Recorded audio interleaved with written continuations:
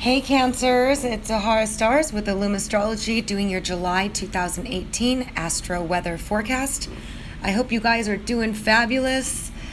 It's pretty exciting, a month ahead. We do have a new moon in your sign, so that's exciting on the 12th. We'll get more into that in just a minute. The big news is that Jupiter is finally moving direct in the midst of all this retrograde mania where we're having all the planets turning retrograde, including Mercury.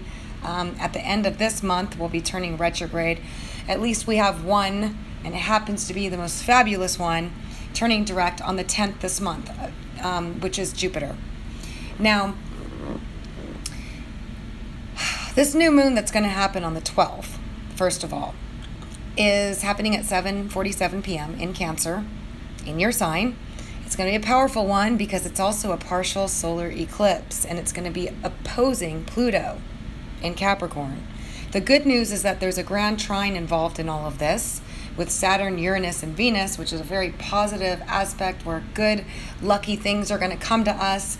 And this new moon that's happening in your sign is all about you. It's all about a new you, and there's an eclipse happening opposing Pluto about you discovering something about yourself, uncovering something about yourself, empowering yourself, finding your own personal power.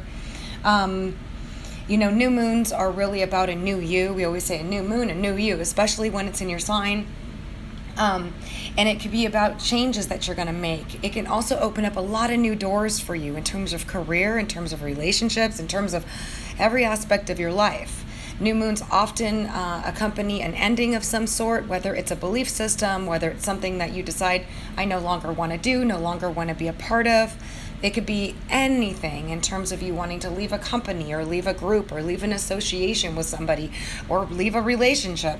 It doesn't have to be any of those things, and it doesn't have to be specific to that, but there's typically some sort of ending so a new beginning can occur. Now, this can sometimes just be that you want to make a change. It could just be that you decide, I want to be more like this, I want to do more like that, I want my hair to look like this, I want to change my image. That's what new moons are all about. Now, because it's including a solar eclipse, which is part of this, which makes this even more powerful of an ending, of leaving something behind, leaving some old karma behind, starting a new karmic cycle, letting go of something. And like I said, when it's opposing Pluto, Pluto's the investigator. He likes to expose things. Sometimes it's of yourself, sometimes it's of other people, sometimes it's of a situation. It all depends, but it doesn't have to be negative. It can be, just in some cases, depending upon what you're involved in or what situations need to be revealed to you. But it could just be eye-opening revelations of just things like, oh, wow, I really want to do this or I want to do that. It doesn't necessarily have to be negative. Now, it can involve a power struggle because Pluto is about power struggles in some cases. It can be about a death and a rebirth, an ending of an old you, beginning of a new you. But ultimately, because it's including a grand trine with Saturn, Uranus, and Venus, I see this as being very positive. Something very positive is going to come to you guys, okay? Now, Uranus is in your 11th house of friends. It just moved there when it went into Taurus a couple of months ago. So now Uranus is in your 11th house of friends, and Venus will be in Virgo when this occurs, which happens to be in your 3rd house of the mind, local transportation, neighborhood, siblings. And Saturn is in your opposite sign, partnership house, okay? Relationships, partnership, marriage, anybody that you're in business or business contracts with as well. So you can get some good news on this day. Definitely something ending and something moving forward. Some of you can end an old partnership. Some of you could just change your cell phone carrier. I mean, these are all contracts. 7th house contracts could be cell phone carrier, cable carrier. Some of you that are in business for yourself, contracts ending there, starting new contracts, beginning a new something new. There's going to be a lot of change, but usually new moons open up a lot of opportunity. Things start moving really fast in that area. So in your 1st house of your physical body and you and who you are, there's going to be a lot of focus put on you. Now, I want to also tell you to please listen to your ascendant sign because these two together are going to make a clearer picture. The general forecasts are general. Not every Cancer has all their planets in the same houses. Not everybody's born at a different time, so their planets are in different houses. So in order to get the most accurate, you have to listen to both and that will bring you closer to the full picture, your ascendant and your sun sign, because both transiting houses will be important to you.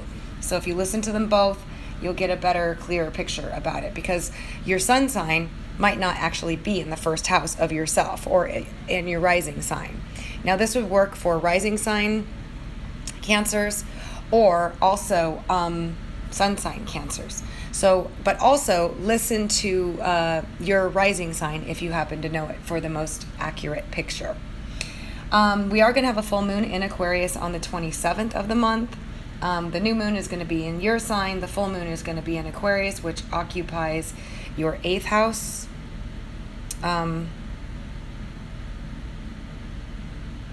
Your 8th house of other people's resources. This could be banks, loans, credit cards, institutions, any large money, insurance settlements, inheritance, all that stuff is covered there. So whatever happens on this new moon can come to culmination or fruition at the full moon. And it could involve money. You can receive money during full moons, especially when they're in the 8th house of other people's money. That's very likely and very possible, and it happens more often than not. Now, Jupiter direct is fantastic because it just brings abundance, luck, and fortune. And that's the one planet, along with Venus, that are the benefactor planets that bring us good fortune without having to do a whole lot for it. And it's in your 5th house of love. So a lot of you are going to be finding somebody, if you haven't already, but you're going to for sure be having a lot more fun. You're going to be be invited to a lot more events. You're going to be very social. It's awesome for finding love. It's awesome because it's the house of creative self-expression as well. So those of you that are involved in the arts, you could be doing a lot more work like that, getting casting calls, getting acting jobs. If you're not involved in the arts or music jobs or whatever, you'll be invited to parties, social groups, social events, a lot of stuff. You become very popular. You have a lot of fun. You feel expressive. Now that Jupiter is back in direct motion, and it's awesome for finding love. Jupiter transiting your 5th house of love, romance, and self-expression, creative self-expression, and children as well. Those of you hoping to have a child or to get pregnant, it's perfect time with Jupiter transiting your 5th house now that Jupiter is direct, especially. So this is fantastic. This is going to pick up. Things are going to get more fun. Things are going to get a lot more exciting. You're going to have a lot more going on. You've had Venus transiting Venus will be transiting your 3rd house of communication. This is all about, if you guys are in sales, this is really good for sales. It's really good for communicating, for buying technology, for buying a car, for, signing a new lease on your car, for visiting siblings, for relationships with your siblings, all of that. So the whole month is going to be really good for that, but really communication in the mind. So you typically tend to be optimistic, positive, social, things just kind of work in your favor because you're optimistic. You have a good way of communicating things. If you're in sales, people like you. They want to buy from you. Your business picks up. If you work for yourself, you get more contracts. You get more business. It's writing, communicating, all of that stuff. So it's really, really good for socializing in any way, including business. So the grand trine with Saturn, Uranus, and Venus, like I said, is going to be occurring in your 3rd house, your 11th house, and your 7th house of partnerships. So expect some good news on the 12th. On the 12th, anywhere from the 12th through the 24th, you can expect some good news. The 26th, Mercury turns retrograde, and that is going to be for you guys in your 2nd house of earned income and money. So for those of you working for yourself, you can get clients that come back and want to buy from you again. Those of you that are working for a company, same thing. You can get clients that come back. Sometimes they buy twice. For those of you actually expecting money or waiting on money, the money can come through now. Those of you looking for a raise, it's a good time to ask for a raise during Mercury retrograde. So when it goes direct, you now have that new raise. It's all the topic about money. Some of you could be thinking of new ideas, new ways to make money, increase your money. But it's definitely a sign of you making double the money, extra money, or something on the side with Mercury retrograde there. It's really good for marketing as well. So Mercury will be retrograde On the 26th, just watch out for the typical, technological errors. Be sure that you check your emails and messages before you send them. All that stuff is important, just because. But Mars is retrograde, and Mars is really interesting retrograde in the sign of Aquarius, which is also your 8th house of other people's money, other people's resources, your partner's resources, sex, death, taxes. I mean, it covers a lot of areas, but it really has to do with large money. But also, on another level, it has to do with the hidden realms of your psychology. So you can be exploring new avenues of yourself. You could be wanting to explore the metaphysical side to life, maybe doing a lot of research, investigation, stuff like that with Mars retrograde there. But it also can bring money back to you that you were expecting. So those of you that are in sales or working with clients, it looks like some of you are going to be getting some money that you were expecting, or a client coming back from the past that maybe you thought you lost. That's possible. It looks like something like that, or some money was expected is going to be coming to you. Some unexpected money even. Your love life looks good. Fun looks good with Jupiter transiting your 5th house in direct motion. There's a lot of stuff going on. This new moon's going to be really exciting. It's going to be a new you, new opportunities opening up. The Grand Trine is going to bring some good news to you. And then the full moon in Aquarius, which is going to be really awesome too, could deliver a package of money at your door. So it looks like a really good month for you guys. There's a lot of good aspects between Venus when it's in Virgo, which happens to be your guys' 3rd house of communication. But on the 11th, Venus in Virgo will trine Uranus in Taurus, which is excellent for communication, for money, for all that stuff, relationships, for communicating anything. Really. On the 14th, Venus and Virgo will trine Saturn in Capricorn, which is a lot more stabilizing energy, but it's good for love, dates, for making commitments. Also money, stable money, closing deals, stuff like that. Saturn's all about the business.